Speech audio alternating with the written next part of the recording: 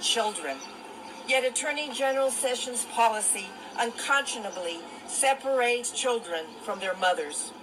Congresswoman Rosa DeLaura's resolution highlights how tearing away children from their parents inflicts inhumane trauma that is nothing short of child abuse. Even more appalling is that this policy has nothing to do with national security. It is simply a cruel attempt to stop asylum seekers from seeking refuge in the United States. There are those who misguidedly blame the parents for the trauma their children are experiencing in this country. Instead of blame, they should ask themselves, what would they do if they and their child were to experience the same horrors of violence, sexual abuse, killings, and death threats, which caused these immigrant parents to leave their home and take the dangerous journey to the United States?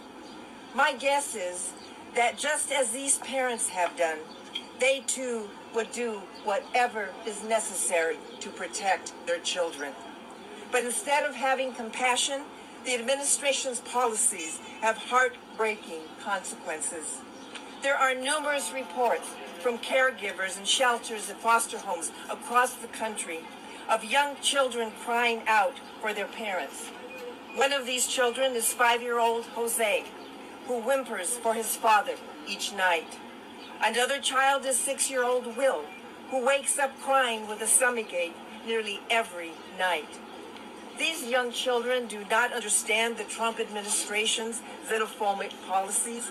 They do not understand why they cannot see their parents.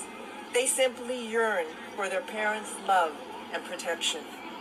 According to the National Child Traumatic Stress Network, a child's relationship with their parent is vital for building a sense of self, safety, and trust.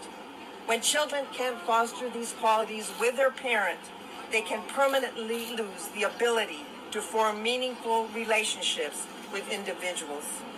The American Academy of Pediatrics tells us that traumatic separation causes children to experience extreme stress, anxiety, and even symptoms of post-traumatic stress disorder. These effects are most damaging when children are taken away from their parents without the opportunity to say goodbye. Yet that is exactly what our government is doing to children like Jose and Will and thousands like them who are being traumatized and changed forever. What is happening to our American values of caring for children? When will the Republican leadership have the courage to defend these innocent children against the administration's cruel and unnecessary child abuse policies? These are questions only Republicans can answer. In the meantime, children as young as 1 and 2 years old are tragically suffering at the hands of the most powerful country in the world, our country, which has always been a leader and a beacon of hope and moral authority for the rest of the world. I urge my Republican colleagues to join Democrats in protecting these innocent immigrant children. Again, thank you, Congresswoman Rosa DeLauro, for your resolution and for fighting to protect innocent immigrant children.